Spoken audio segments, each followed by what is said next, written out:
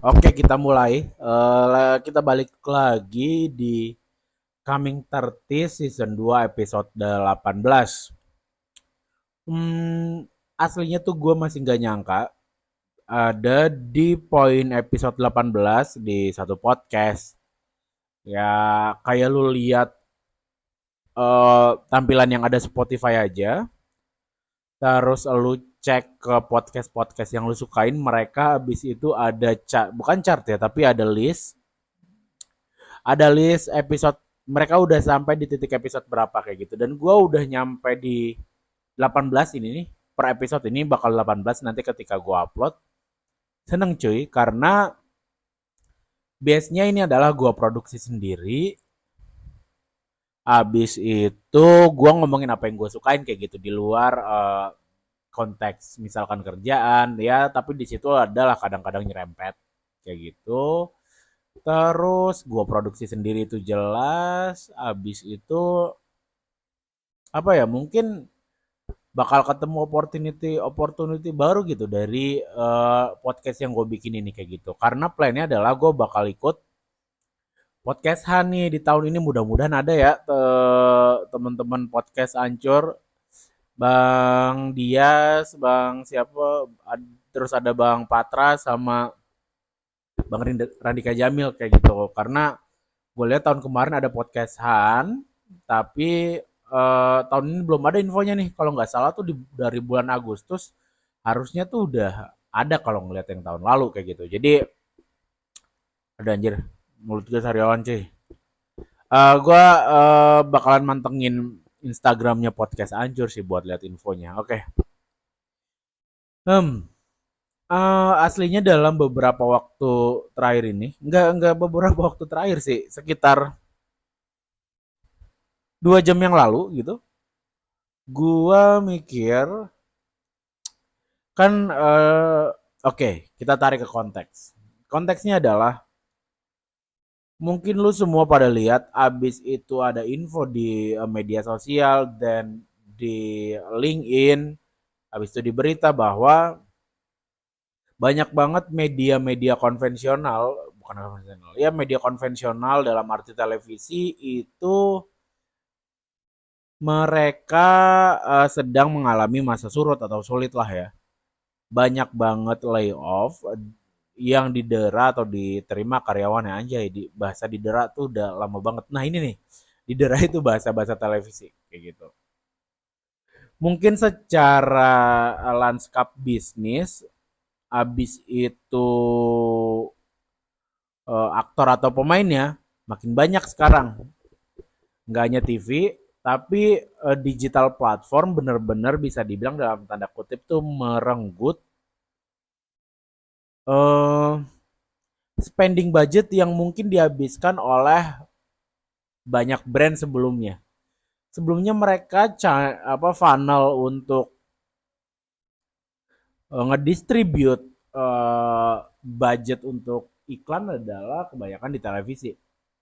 Tapi beberapa tahun terakhir kayak yang lu lihat gitu kan, digital platform makin gila. Dan aslinya satu ini sih, kenapa by platform it's clear that um, orang-orang sekarang makin attach sama mobile phone-nya.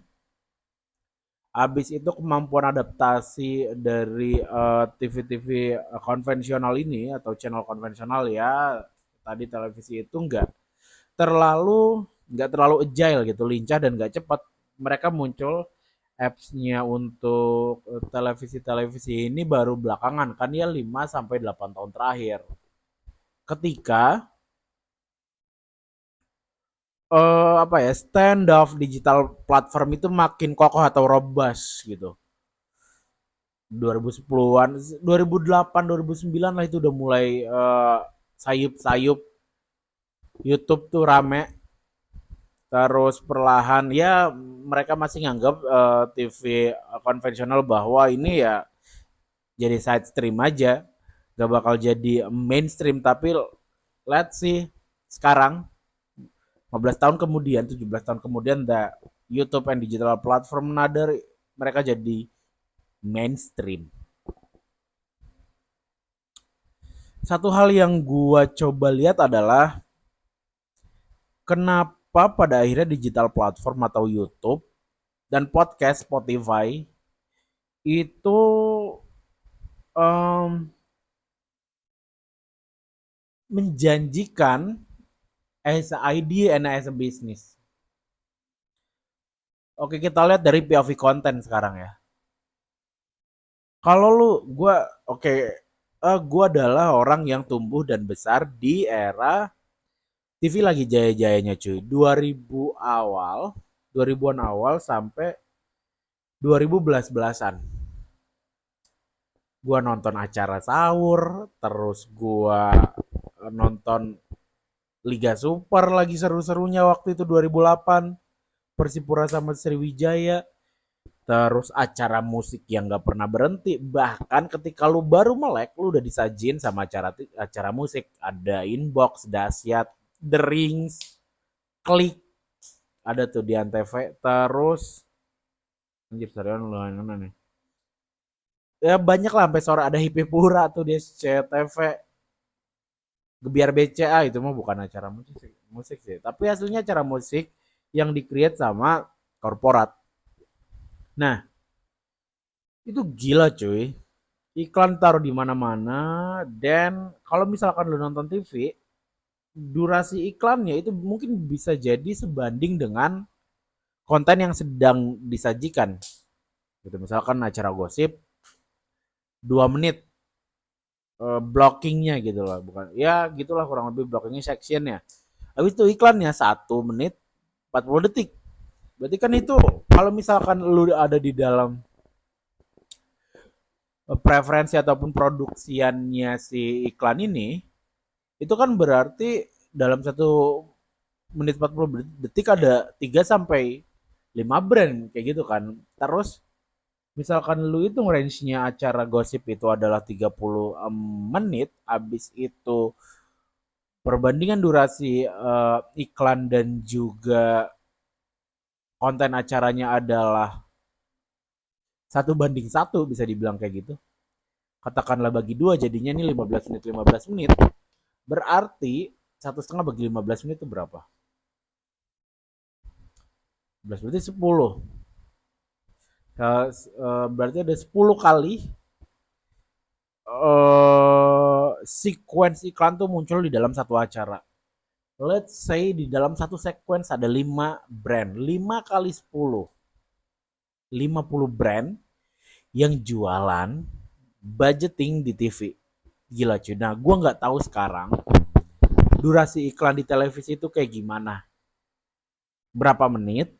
Habis itu produknya yang tampil tuh durasi per menitnya berapa itu gue nggak tahu. Kalau dulu kenapa gue tahu itu ya karena gue POV-nya as a audience, gitu sebagai penonton gue liat anjir gue rela nungguin cukup lama iklan buat nonton tadi Liga Super contohnya atau waktu itu si Entong di TPI ya masih kayaknya atau udah geser MNC tapi kayaknya masih TPI deh. Nah itu jaya-jayanya banget abis itu acara berita. Makin kesini makin monoton acaranya. Drama dan berita investigasinya pun nah ini yang selalu jadi dilema akhirnya sampai sekarang buat TV itu sendiri. Jargonnya terkait bahwa fakta atau berita harus disampaikan secara objektif. Objektif ini kan kalau misalkan lu lihat dari sudut pandang yang lebih besar adalah orang yang adalah satu sudut pandang yang tak memiliki sikap dalam arti lu nggak bisa menempatkan diri lu di sisi mana stance A atau stance B ya kan kayak gitu. Nah TV bagi gua sampai di titik sekarang yang akhirnya bikin makin merasa tajam adalah dalam penawaran konten di berita. They have no opinion. Mereka nggak punya opini sama sekali. Mereka nggak punya pendapat. Mereka nggak punya cara pandang yang mungkin unik. Cara pandang yang bisa dibilang itu jadi jualannya digital platform sekarang. Ya enggak? Mungkin yang diomongin sama. Katakanlah yang diomongin film sore yang baru baru rilis kemarin dan penontonnya mungkin udah 3 jutaan kali. Kemarin gue baru nonton sama pacar gue gitu.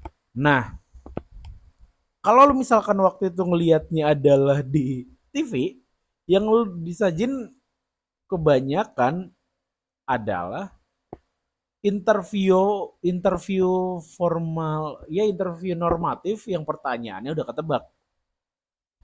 Katakanlah, ini film horor misalkan.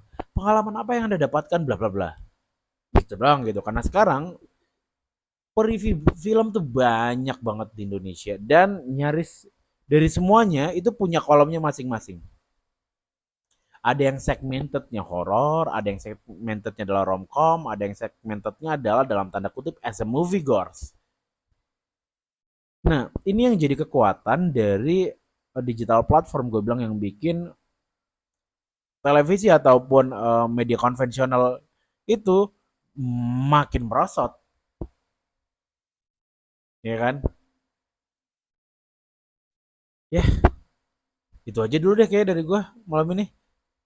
Besok gue bakal lanjutin omongannya. Oke, 11 menit kayak lumayan cukup. Thanks. See you. Sampai di episode 19.